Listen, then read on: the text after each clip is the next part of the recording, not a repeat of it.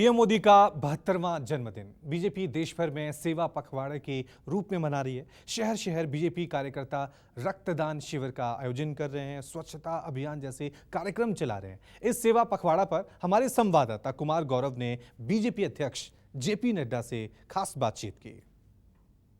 पिछले 8 साल से सरकार है, आप भी पहली सरकार में मंत्री थे।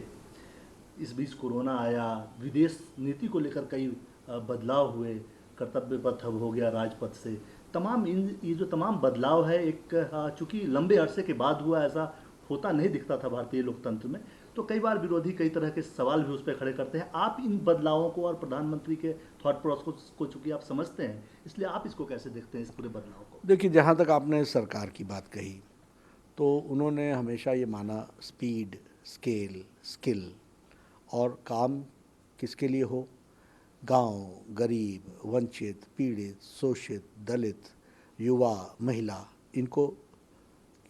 इनको सशक्तिकरण करने के लिए हो। उनका पहला भाषण क्या था? मेरी सरकार गांव, गरीब, वंचित, पीड़ित को समर्पित रहेगी। इसलिए सारी नीतियां उस तरफ बनी और आज उनका व्यक्तित्व गरीब के लिए खड़ा है, यह जग जाहिर है। वह महिलाओं के सशक्तिकरण के लिए खड़ा है। उजाला, स्वच्छता, इज्जत घर, सौभाग्य, ये सारी चीज़ें इस बात को प्रतिलक्षित करती हैं।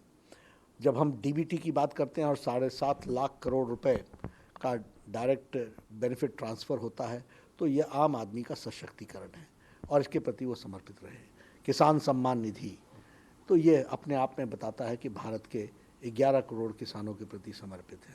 तो ये सारी चीज़ें इस बात को प्रतिलक्षित करती हैं कि सरकार में रहते हुए लोक कल्याण के लिए, समाज के कल्याण के लिए जो पीछे छूट गए हैं, अंतिम पायदान पर खड़े हैं, उनको सशक्तिकरण करने का काम प्रधानमंत्री मोदी जी ने उसको बखूबी निभाया है, उसको बखूबी पूरा करने का प्रयास किया है। कोरोना में भी आप देखिए, दुनिया ये तय नहीं कर पाई कि लॉकडाउन लगाना है कि नहीं लगाना है, लेकिन उन्होंने भारत को तैयार किया, लॉकडाउन लगाया, एक बोल्ड डिसीजन लिया, देश के हित में डिसीजन लिया। उस समय के विपक्ष क्या बोलता रहा वो भी आपको ध्यान में है, किस तरीके से भटकाता रहा वो भी आपके ध्यान में है। उन्होंने 2 महीने के अंदर देश को कोरोना से लड़ने के लिए तैयार किया, सारी पार्टी को सेवा ही संगठन की दृष्टि से लगाया, वैक्सीन की तैयारी शुरू की और आज हम देखते हैं प्रधानमंत्री गरीब कल्याण अन्न योजना, प्रधानमंत्री किसान को समर्थन देने का योजना, उसी तरीके से जो हमारे एमएसएमई के जो भाई हैं उनको सशक्तिकरण का विषय हो, पैकेज देने की बात हो, तो देश को भी तैयार किया, इकोनॉमिक रिवाइवलिज्म की तरफ भी गए। और आज आप और हम जब खड़े हैं तो अभी भी यूरोप के लोग कोरोना से जूझ रहे हैं और मास्क लगा के घूम रहे हैं, और हम 130 करोड़ के देश 217 करोड़ डोज लगा करके, डबल डोज और बूस्टर डोज लगा करके, सुरक्षा कवच जो मोदी जी ने एक को दिया है उसको लगा करके खड़े हैं।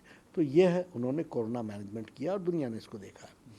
अफ़गानिस्तान हो चाहे यूक्रेन हो, लोगों को सेफ वापस लाना, सुरक्षित वापस लाना, इसके लिए एक अग्रेसिव योजना बना करके उन्होंने किया। उन्होंने दुनिया को एक स्पष्ट संदेश दिया कि भारत के इंटरेस्ट के लिए हम काम करेंगे, भारत के इंटरेस्ट को हम बचा के रखेंगे और दुनिया के सभी देशों के प्रति सद्भाव रख करके काम करेंगे। हमारा किसी से दुर्भाव नहीं रहेगा। वैक्सीन मैत्री इसका प्रमाण है। 100 देशों को वैक्सीन भी पहुंचाई, 50 देशों को मुफ्त पहुंचाई। तो यह वसुधैव कुटुंबकम के नारे को भी पूरा करता है, लेकिन देश के हित को कभी भी हम कॉम्प्रोमाइज़ नहीं करेंगे, ये उन्होंने साबित करके दिया। मेरा आखिरी सवाल, प्रधानमंत्री जी का हर जन्मदिन विशेष होता है।